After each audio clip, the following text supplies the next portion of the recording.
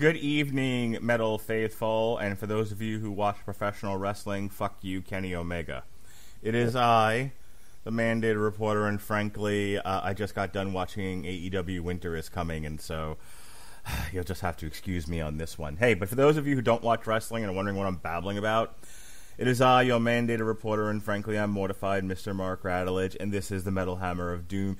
And tonight, we get back in the saddle with one of our favorite metal bands, a true metal band, a traditional metal band, one of our favorites, because it's time to murder it. Ladies and gentlemen, we are reviewing Hatebreed, their 8th studio album, released November 27th, 2020, Weight of the False Self.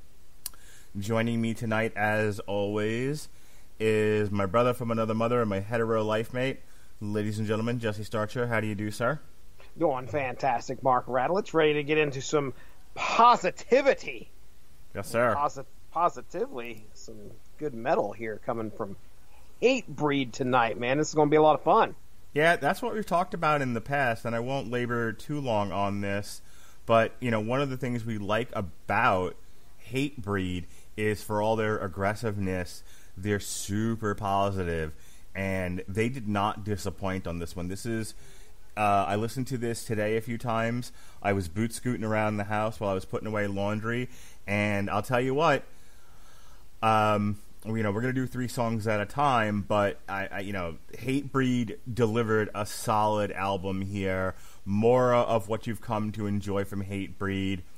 There are some real zingers on here. I really love this album. I'm excited to talk about it.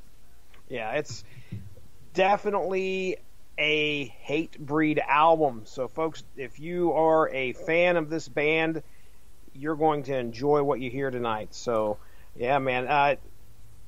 How many albums are they in? I mean, they've been around since like 95. Is that what it was? 95, 96? Something like that. Yeah, this is their 8th studio album. Like I said before, their 2nd for Nuclear Blast. Man. So, yeah, they've... Here, you know what? If you look at the... I don't have the wiki up anymore. I turned it off. But if you go to their first album on Spotify, which is Under the Knife, it's 1997. 97. Man, oh man. Satisfaction is the Death of Desire, 97. Perseverance, 2002. The Rise of Brutality, 2003. Supremacy, 2006. For the Lions, which was their, I believe this was their covers album, was 2009. Self-titled, another one from 2009, and then we started coming in with the Divinity of Purpose in 2013 because it's time to murder it. Yeah, and if you have listened to the podcast in the last year, you've probably heard us mention Jamie Josta quite a few times. His appearances on the Lamb of God album that was recently dropped, and he's had a couple other ones in there. He was a big influence on the Dee Snider album that was released a couple years back that I really, really loved. So I've grown to appreciate, since we started with the Concrete Confessional, what was that, 4 years ago, 2016, I was on for that review, and I really enjoyed what we heard. And then, of course, Jamie Josta kept popping up, and I'm like, this guy speaking my language, as they say. And I really enjoy what I hear. And anytime I get the opportunity to listen to anything that he is involved in, I'll do it. So, yeah, to have a whole new Hatebreed album to go through and talk about tonight, I'm ready to rock and roll whenever you are. All right. Well, sir, our first 3 songs that we're going to listen to tonight are Instinctive, Slaughterlust, Let Them All Rot, and Set It Right, Start With Yourself, which is one of my personal favorites off this thing. Here we go. Here, kindness ends, weakness dies. Trust myself, no one else. Never bow, never break. So I stand into the cemetery. I have become instinctive. I have become instinctive. Like an animal, untamable. I have become instinctive. Like a savage, barbaric. I have become instinctive. Come with me down the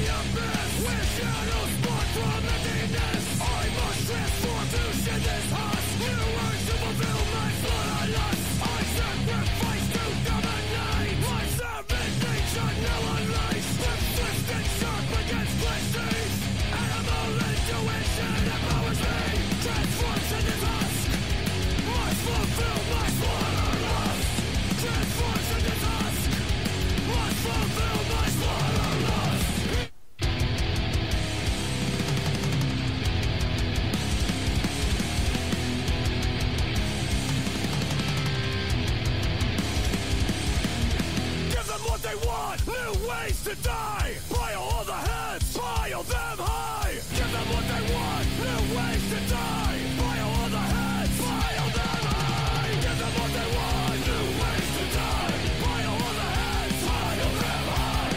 Give them what they want, new ways to die. Pile all their heads and let them rot. If you think you should judge someone, start with yourself. If you want to take control, start with yourself. Something you see needs respect, start with yourself. And if you want to change the world, you have to start with yourself. Deal with this now, or it never goes away. It might not bring heaven on earth, but it keeps you at bay. Start with yourself. There's purpose in the pain, new power to attain. You've turned away before, always never open new doors. Set it right, set it right. Make peace with the mirror now. Set it right, and the self-deception. Set it right, make peace with the mirror now. Set it right, and the self-deception. If you think you I love that song. There are 3 on here that jumped out to me. This is one of them. We'll hear the other 2 in a little bit. But again, it's so funny that this week has been kind of a theme week about, like, I don't know if you listened to the Jeffrey Dahmer show I did with Sheehan, but I referenced it when we were talking about Animaniacs, and everyone's like, wait, what? Drawing a parallel between the two. Here we go. The parallel is Hart Fisher and the producers of Animaniacs all having this sort of bitter and angry streak in them, and using their various mediums to put forth their editorial views and agendas. And in the case of Hart Fisher, he writes this comic book as to protest the way that Jeffrey Dahmer had been glamorized in the media. With Animaniacs, the producers of that show used it as more direct, not very subtle political satire, but left-leaning political satire, which some people applauded them for. I bet you get what side of the political aisle they're from. Because Animaniacs used to be a little bit more even-handed than all that. They just kind of made fun of what was all around them, and now they're they're specifically angry with Trump and conservatism and all of that. And so, and in both cases, I said, before you decide to use your medium to editorialize your personal views, one, know your audience. People buying comic books are not really looking for... I mean, the Dahmer book sold well, but that's because I think people just like serial killers. Oh, yeah. And, in the case of the Animaniacs, it's a children's show. Really, this is not the place for you to whip out your dick and be like, let me tell you how much I hate Trump. So I love the message, the point that I'm babbling about. So the point that when they talk about set it right, start in the mirror. Get right with yourself. That's right. Do you understand the connection that I'm making there? Oh, yeah. Yeah, look at yourself first. Yeah, these guys, Hart Fisher and the producers of Animaniac and so many others are so self-righteous and willing to, shout, shake their fist at clouds and piss into the wind that, maybe, and I said this in both cases, maybe we should just go outside and go for a walk. And I love what Hatebreed says here, deal with yourself first, get yourself right, and then worry about all this other stuff. First 2 lines in the song, if you think you should judge someone, start with yourself. Yes. That is a lost message in this culture. That's right, man. This culture is all about the guy next to you and nothing about any kind of self-realization or, making yourself... even the act of making yourself better, many people take it to, because I'm making myself better, I'm better than the rest of you, and then you just become obnoxious. Mm-hmm. You see what I'm saying? Oh, yeah. Absolutely. Yeah, man, we got 3 really strong songs. Just put Hatebreed breakdowns into an IV bag, pump it into my veins. Yes, sir. My goodness, this is a great way to start this album. Set It Right, I agree with you 100%. That was one of the first songs that kind of grabbed my attention, and I was able to easily decipher the positive message that was coming out of that song. But all three of them are really great tunes. I mean, you can't say much other than this is Hatebreed. Yeah. This is what we wanted, and this is what we expected, and I'm perfectly fine with that. So yeah, Instinctive Slaughterlust is like your typical like heavy breakdown, circle pit, boot scooting around type of Hatebreed song. Let Them All Rot. Another really heavy, great typical Hatebreed song, and then you get Set It Right, and we're off and running here. Absolutely. I'm very pleased with what I've been hearing so far in these first three. Yes, sir.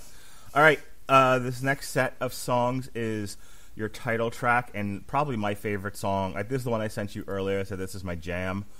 This is the title track, as I said, Weight of the False Self, followed by Cling to Life, followed by A Stroke of Red.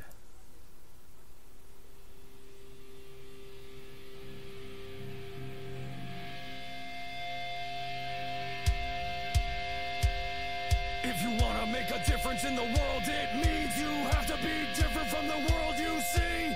Free yourself from burdens that you know exist. Don't carry the curse of the fatalist. If you wanna make a difference in the world, it means you have to be different from the world you see. Free yourself from burdens that you know exist. Don't carry the curse of the fatalist. If you wanna make a difference in the world, it means you have to be different from the world you see. Free yourself from burdens that you know exist. Don't carry the curse of the fatalist. If you wanna make a difference in the world, it means you have to be different from the world you see. No victim mindset, raise your standard. Your true self calls that you must answer. Lift the weight of the false self crushing you. Lift yourself up from malevolence.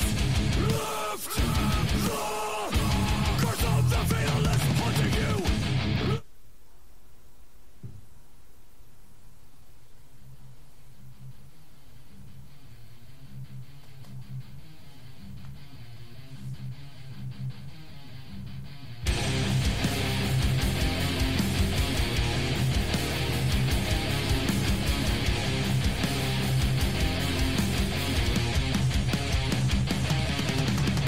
I'm helpless here, holding lifeless hands. Didn't see this coming, this was never planned. Once we had everything, now we see how quickly life can change, how cruel it can be. Truth is, I don't know what lies ahead. Truth is, no one's ever flawless. Truth is, not always in sight. Truth is hard to stomach when you feed yourself lies. Cling to life. Our belief is what unites.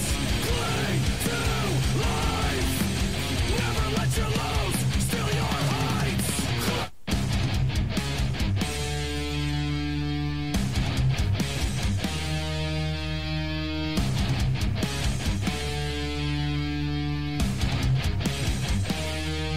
There's no harm done until the harm is done to me.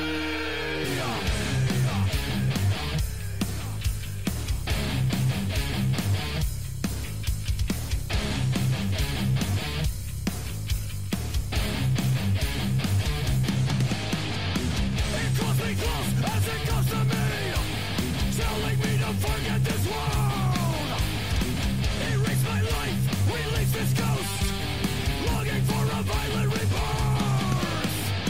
A stroke of red on this canvas of flesh, fake caress, prolong the sting. Just another prisoner longing to be free. A stroke of red is all I need. Now there's no harm done. Harm isn't done until the harm is done to me. All right, so Weight of the False Self. Let me tell you how this reminds me of someone I know who is like a right proper progressive, young person, and is so judgy of everybody else, and if you don't say the right thing or act the right way every second of your life, and if you like the things that this person thinks are not appropriate for a culture, like combat sports, you're automatically not a good person. Oh, jeez. And so, I hear the lyrics to Weight of the False Self, and I'm like, yes, Hatebreed, get out of my mind. Yeah. Man, again, we have some very strong messages coming through. With Weight of the False Self, there's so much lyrically involved there about just trying to get out from under all the things that you normally do that are not good for you. It's just not, they're not good for you. It's so funny because, this could be like a church song. Oh, yeah. Absolutely. It's like change a few things around, and this could be, you could be singing this at your, whatever church you go to. Think about, take the Hatebreed out of it. If you want to make a difference in the world, it means you have to be different from the world you see. Free yourself from the burdens that you know exist. Don't carry the curse of the fatalist. Yeah. Skipping down a little bit more. If you want to make a difference in the world, it means you have to be different from the world you see. No victim mindset. Raise your standards. Your true self calls. You must answer. Yeah, dude, there is a hymn right after that. Lift the weight of the false self crushing you. Lift yourself up from malevolence. Lift the curse of the fatalist haunting you. Lift yourself out of the death grip. Lift the burden upon your shoulders. It is hymn 343 in the Hatebreed book. I'm telling you. I love this album, because it really is it really does point directly at the people who are think they're better than everybody else and are super judgy and are not in any way contributing positively to the world. Yeah. They want the kudos and the gold star for being vegan and pro-trans and every progressive checkbox thing you are, but they're actually still a shitty person and they treat people badly. Mm-hmm. Yeah. It's just you have more people on that bandwagon to make you feel better about yourself. Just start with yourself first. I have no problem buying into somebody's conviction so long as it is a conviction of their own, right, and not just a conviction that somebody else they know has, and they're just along for the ride because they feel that they can get the friends out of it. How many people can turn the other cheek and be the better man? Yeah. All they can do is just point and condemn. Mm-hmm. And that's what I love about this album is that's what it's talking about. It's now a few songs that have brought this up in different ways. I love this song. I listened to this one on repeat a few times.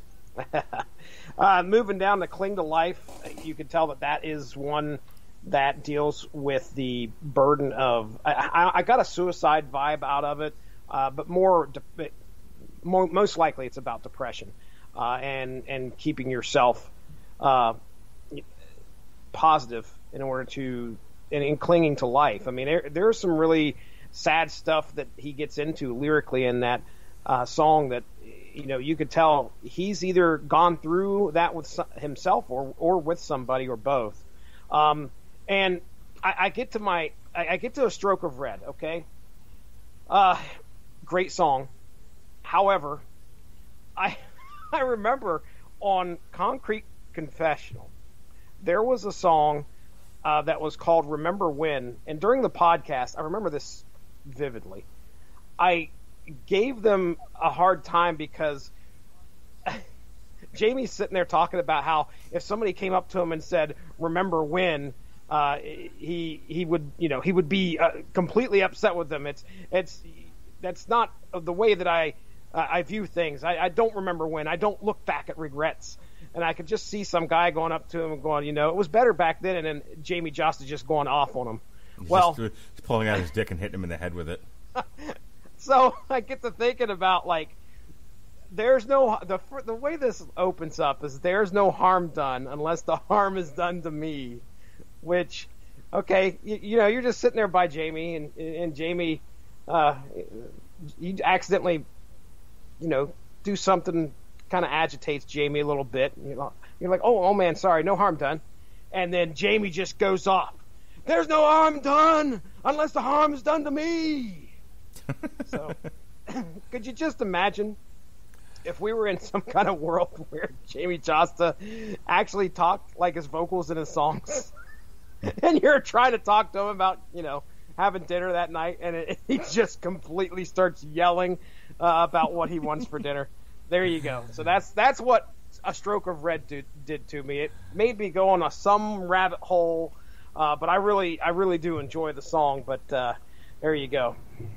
So the only thing I want to add to your insanity there, oh, trust me, was we get a little bit of slower Hatebreed here, but still the very essence of Hatebreed. So Cling to Life and A Stroke of Red, they back the tempo down, and it's a bit sludgier, but it still has that Hatebreed vibe to it. So good stuff there. We're halfway through this album, and if you add up the track times, we're probably 34 minutes total. So we've only got 15 minutes of songs underneath of us, and we're halfway through the album, which is indicative of Hatebreed. Yeah, but Hatebreed says more in a 2-minute song than most bands do in like an 8-minute song. Yeah, agreed.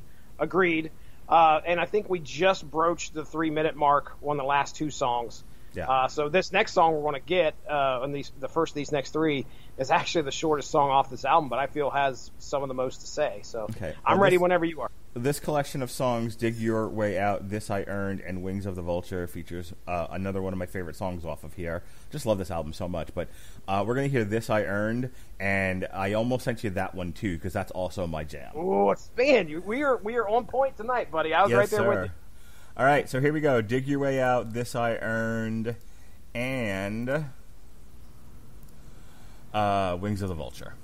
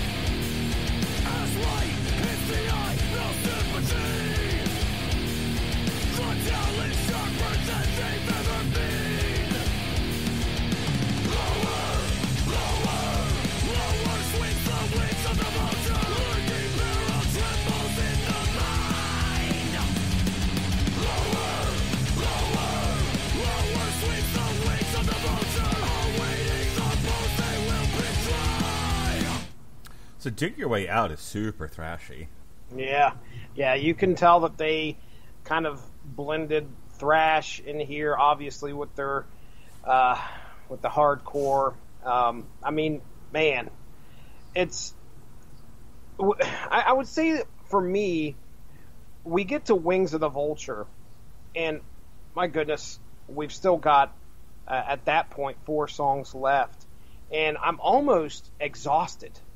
because I mean every single one of these tracks is just a complete banger. And then we get the Wings of the Vulture, and I'm like, okay, it's still keeping up the pace, but I don't know if they're not. Hatebreed is not known to slow down a whole lot. They slow. They can slow their stuff a little bit. Yeah, they do not. But oh man, dig your way out. Don't promise, just prove. Don't fear, push through. Don't chase the pain, become it. It's solid lyrics there, in my opinion. And like I said, it's 2 minutes and 16 seconds long, but it feels like it says so much. And then we have This I Earned, which, okay, so you're taking Weight of the False Self tonight? Or This I Earned. Or This I Earned. Well, you're taking one or the other. If you want, whichever one you want to add to the playlist, I've got to pick one, and I'll probably go, I don't know. If you want to take Weight of the False Self, I'm taking This I Earned. Done. All right, there we go. So both of them get on there.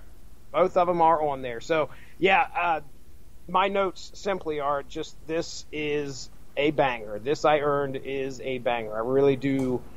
I mean, we can't play, folks, we can't play the whole song, but as short as these songs are, there's so much to them. And when you hit some of the breakdowns of these things or get into certain parts of the songs and how it's sung, it's just masterful, in my opinion. It's pure Hatebreed, and it's great. So that's why if you're going to pick a song off of here, off of the album, one song to listen to, make it one of the two that me and Mark have picked tonight, Weight of the False Self or This I Earned, and listen to the whole thing and enjoy it. I love the lyrics of This I Earned. This I earned, I wasn't born with it, I bled for this, be bound to your word, when you live by it, you prove your worth. Like, I try to teach my kids that. Mm-hmm. You know what I mean? Like this, like Hatebreed lyrics are so full of like the way you should live your life. It's the weirdest thing.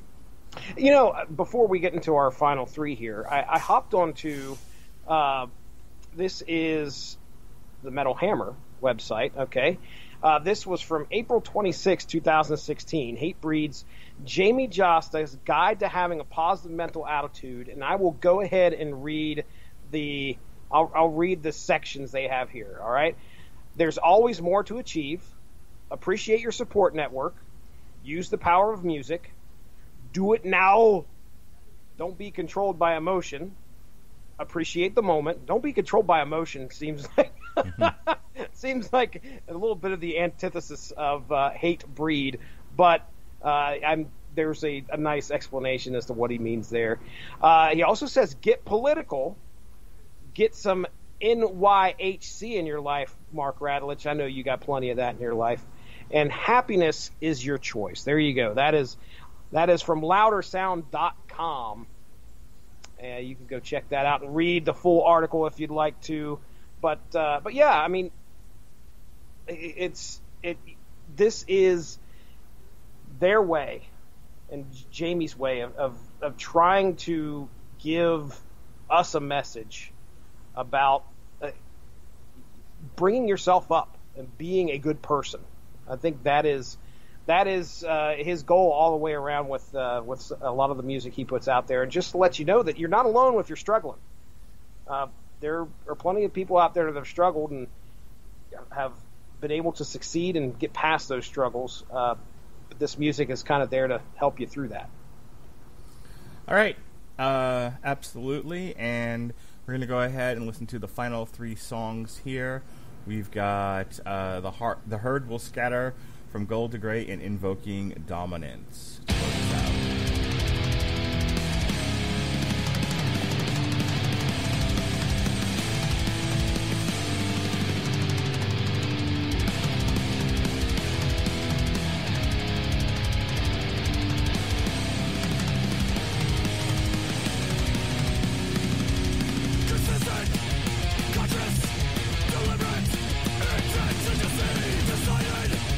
Voices, sweating, from this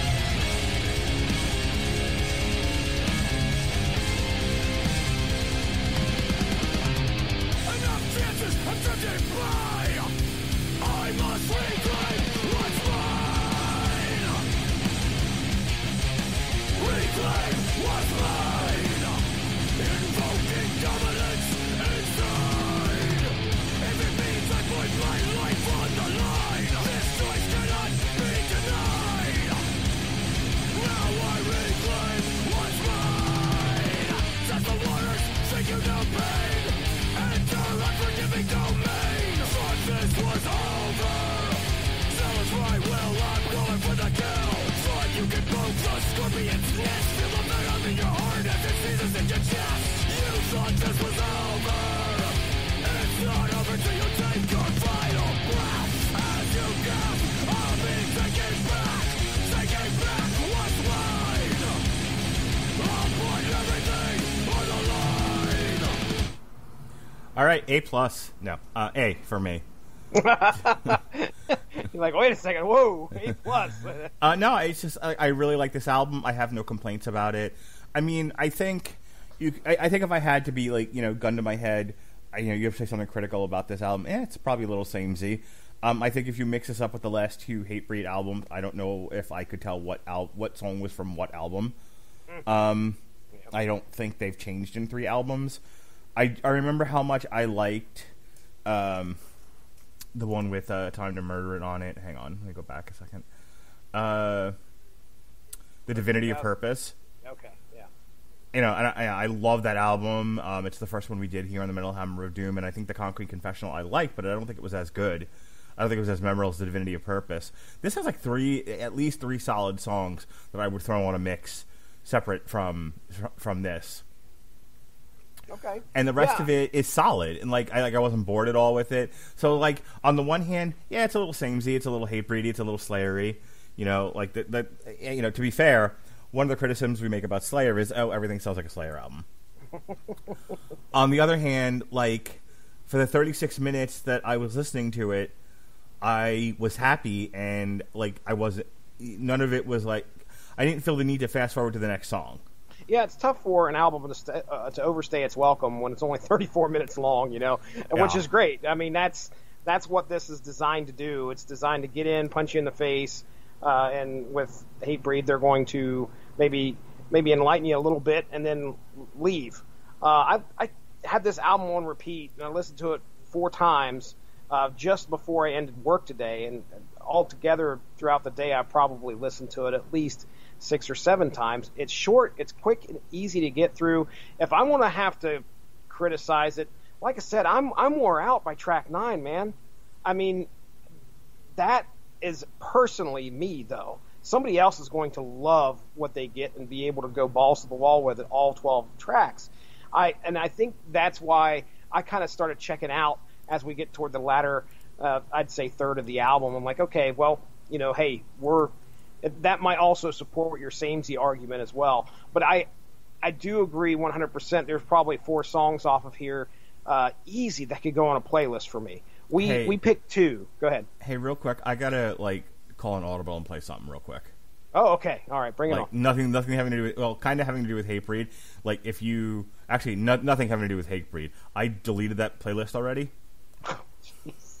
Not surprised. I bet it's just killing you to have that Danzig playlist sit there. I try not to think about it. It's sitting there, Mark. It's sitting there. So next week we're going to review Clutch, the Weathermaker Vault Series Volume 1, and that happened to be the next playlist that it went to after I deleted Hatebreed, and on the bottom of it is recommended songs, and one of the ones they recommended was this one, and I have to hear it right now because I have no patience.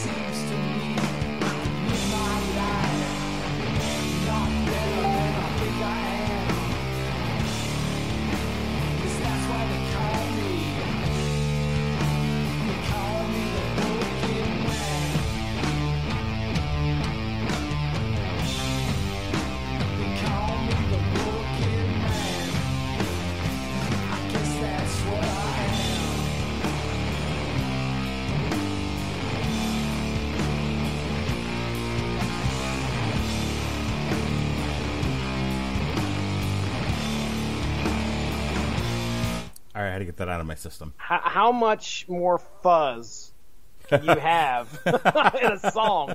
Damn. Can we get some more feedback, please? The song was somewhat audible.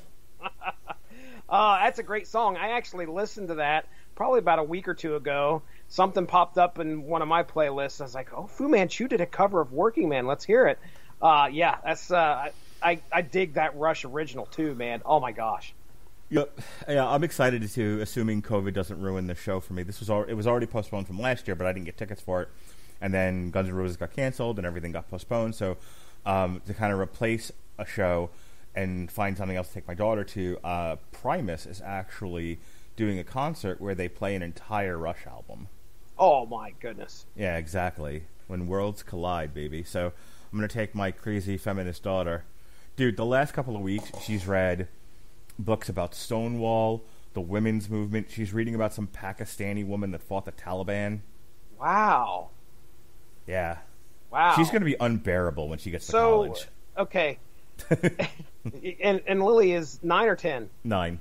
9. She'll be 10 next month. So my 10-year-old son got the battle pass for Fortnite today. Yeah. And we'll just leave it at that. He got yelled at for playing too much video games. My daughter and your son are both going to be in college together, and my daughter is going to be like Britta from Community. Just vegan and yelling and megaphone in people's faces, and your son's going to be going, I play Fortnite. Yes, sir. What's a Palestine?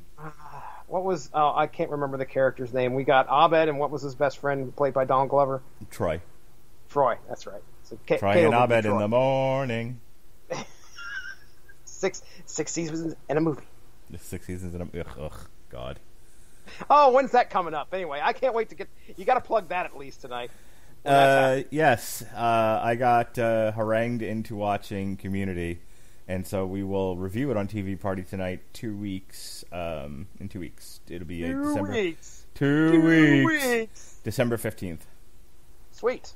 Very good.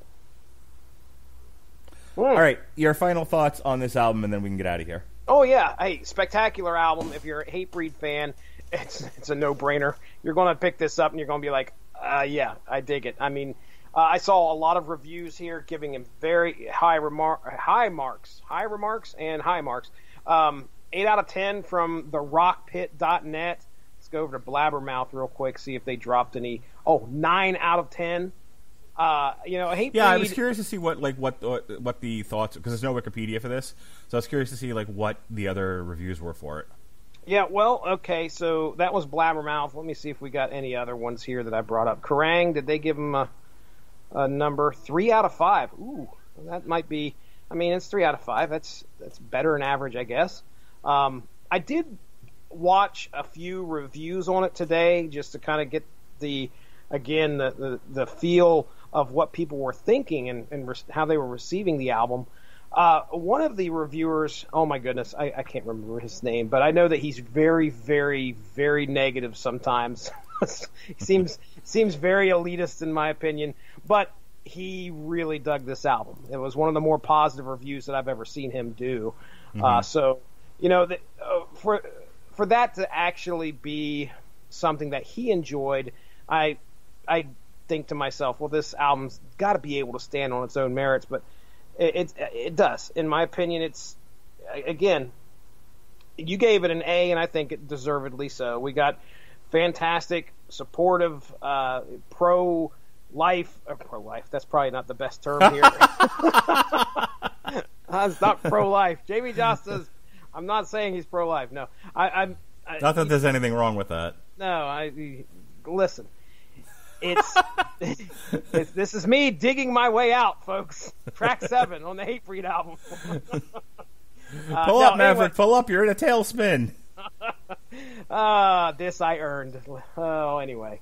Okay, so yeah, check it out. If you're a Hatebreed fan, you'll enjoy it, I'm sure. And if you're not, if you like, man, the word that was tossed around about some of this guitar work was meaty. I like to think dummy thick. I don't know if you've ever heard that term before, Mark Radulich, but there are some dummy thick riffs all over this album, and you're going to enjoy it. Trust me, folks. Highly recommended. All All right. Speaking of plugs, next week, Clutch Weathermaker Volume 1, Weathermaker Series Volume 1. The week after that, we do our one obligatory rap album of the year. This year, it's the newest Public Enemy album. What are you going to do when the grid goes down? You better be ready when the shit go down. Be ready. And then we have our annual Christmas show. Majestica actually puts out a new album on Friday, December 4th, and it's called A Christmas Carol. So just in time for the holidays, we found our Christmas show. So that's what we're going to review. What was the name of the dinosaur group? I don't remember anymore. Oh, man, that was a classic, too. That was. Your have to kids look got that really up into now. that, yeah. Yeah, that was good stuff. And then we were going to do a year-end review because Jesse twisted my arm. But then Clutch announced Live from the Doom Saloon Volume 3, which airs December 18th at 8 o'clock. The tickets are, I think, like $15. It's another stream show. And I think it's a 15-song set of their most popular songs. So it's going to be all, a Shogun named Marcus and Elephant Riders for like an hour. Yeah. And Electric That's Worry. what I expected. And no binge and purge. So yep, they said no more to that. Yep. But that's okay. So we're going to review. So just like we did with Doom Saloon Volume 2, we'll review that instead. And that'll be our last show of the year. And then we'll take a break for a few weeks. We'll do, I'll focus on some TV parties and some other stuff I got going on. And then we'll pick up again on January 27th with Labyrinth. And then on February 3rd, Jesse, explain to the people what we're doing here. Top 10 songs from Back to the Future. Well, that's a great. It's a great question, Mark. It's one of those things where I threw one thing out to you, and we're still kind of on the determining side of how that's going to go down. Here's the initial concept. Back to the Future was released in 1985, July of 1985. So what I thought maybe we could do is, if we can keep it at least rock/metal related, hop into the top 10, or no, not the top 10, top 100 or so, and take a look at some of the songs that were released. I have a link that I can go to look at. What's the date? We're talking about the date that Back to the Future was released, or just 1985 in general? Well, here's the thing. I've got a way we can look at the top, I think it's top 30 rock of July 7th, 1985. Okay. And I actually have, there's actually a Wikipedia for the Billboard Hot 100 singles of 1985. Okay, and let me tell you, just a couple of these, which we have to play. Okay. First of all, the number one song from the number one single of 1985 was "Careless Whisper" by Wham. Oh boy! All right, now I assume this isn't just straight up rock songs. This is pop and rock and everything all together for 1985, right? Well, there's "I Feel You" by Shaka Khan on here. Does that tell you where we're going with this? That answers that question, sir.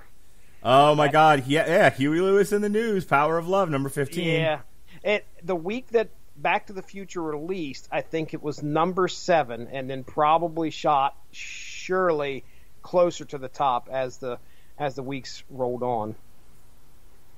I'm trying to find the. I'll pull it up. The number 100 single of 1985.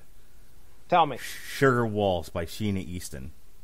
Okay, I don't remember that one. Dude, "Born in the USA"? Yeah!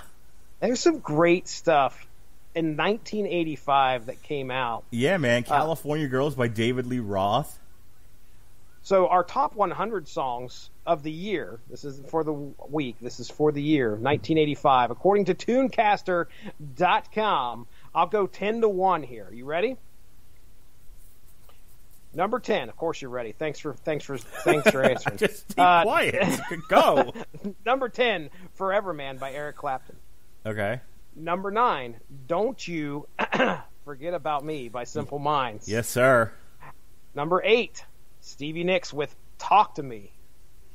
Number 7, The Firm with "Radioactive." Number 6, Mick Jagger with "Just Another Night." I don't know if I know that one. I'm sure if we played it, I guarantee you I'll probably recognize it. Number 5, Mike and the Mechanics with "Silent Running" on "Dangerous Ground." Number 4, Robert Plant, Little by Little. All right, in the top 3, here we go. Don Henley, All She Wants to Do Is Dance. Yes. Number 2, Sting's Fortress Around Your Heart.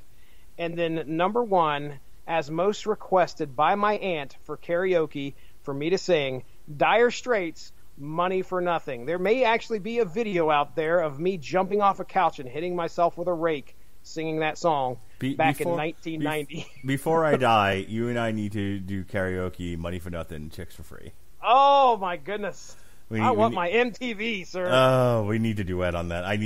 That's a bucket list thing now. That's another reason for us to visit you in the OIO. That's right, buddy. To find a karaoke bar so that we can do that, and then I can walk into the woods to live deliberately.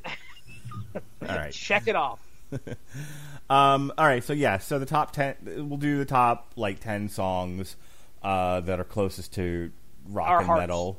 Yes. Yeah, we'll look at them. We'll pick our top 5 each out of the top 30, and if they overlap, that's fine. We'll have a shorter playlist. And that's what we're doing for the week that we're focusing on Back to the Future. We got a whole bunch of stuff lined up that week that we're focusing on Back to the Future because there's a comic book out there that'll have ended by this point called Back to the Future Transformers. And Jesse was like, my hiatus is over. I have to talk about this. I will take vacation from work for this week. It's going to happen. All right. In the meantime, in between time, as I referenced earlier, Chris Sheehan month has ended, and he went out with a bang. We talked about Hart Fisher's Jeffrey Dahmer comic book from Boneyard Press. And the comic book itself was 5 minutes of conversation. The rest of it was about Hart Fisher and why you shouldn't piss in the wind. And then Alexis and I talked about the new Animaniacs revival from that's currently airing on Hulu, and we talked mostly about Animaniacs, but there was a brief conversation about why you should not piss in the wind. This is Do Not Piss in the Wind week right here on Radulich and Broadcasting Network. And then tomorrow, we will, myself and Chris Bailey will be doing a TV party for AEW Don't Piss in the Wind. No, AEW...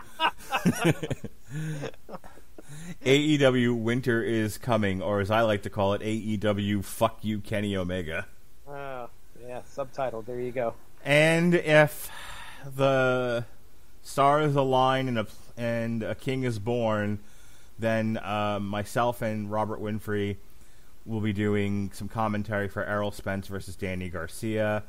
Unfortunately, if the UFC doesn't end in time, we're not going to be able to do it because he's going to be busy doing coverage for that. But if he can finish up with the UFC prior to the main event of the pay-per-view, which again is Errol Spence versus Danny Garcia, then we'll do some commentary for that. So that's what's going on here in the wonderful, wacky world of the Radulich Broadcasting Network.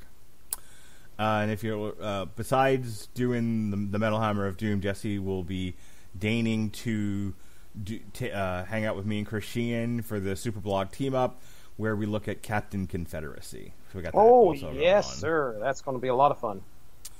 All right. Anything else? I will throw a plug out there for an upcoming Unspoken Issues podcast. It is Chris Armstrong and Al Sedano come together to talk about the first issue of Clerks from Oni Press in 1998. So that is in the can. I just got to figure out some specifics here and get it uploaded, but be on the lookout. That should show up probably in the feed within the next week. So other than that, that's it. You should plug your archives. Oh, yeah, syndicated source material every other week. This past Saturday, it was the first episode of the Radulich and Broadcasting Network's source material that never made it over to W2M when we made the conversion. So, folks, that's pretty much what I'm doing, is taking old episodes of source material that never aired on W2M, and for the next year, I've got them in the can. They're ready to go. For the next year, every other week, there should be an old episode of source material, and it's not me just taking the episode and putting it over onto the network. I went in, cleaned it up. I've also got on there, spent about 2 or 3 minutes talking about the episode and some of the stuff that was happening like either with the network, myself, or whatever, just to kind of give a little preamble, and then we get into the episode. But I've cleaned it up. Trust me. The last episode that I'm working on right now, 2 hours and 44 minutes, and I've got it down to like an hour and a half. So, ladies and gentlemen, you're welcome for taking out, like, I don't know, at least 50 hours of silence over 25 episodes. and all sorts of other stuff. There were episodes that you could barely hear, and I was able to go in there, obviously, and level 8 it and make it audible again. And so it was a labor of love. I started in July, just because I wasn't doing much recording due to the essentiality of my job. But on Sundays, I'd sit down and be like, okay, grab an old episode from the network and do it. And that's what you're going to look forward to for the next year on Saturdays, every other Saturday. Folks, that's Jesse Starcher. I'm Mark Radulich. This has been the Metal Hammer of Doom. Be well, be safe, and behave.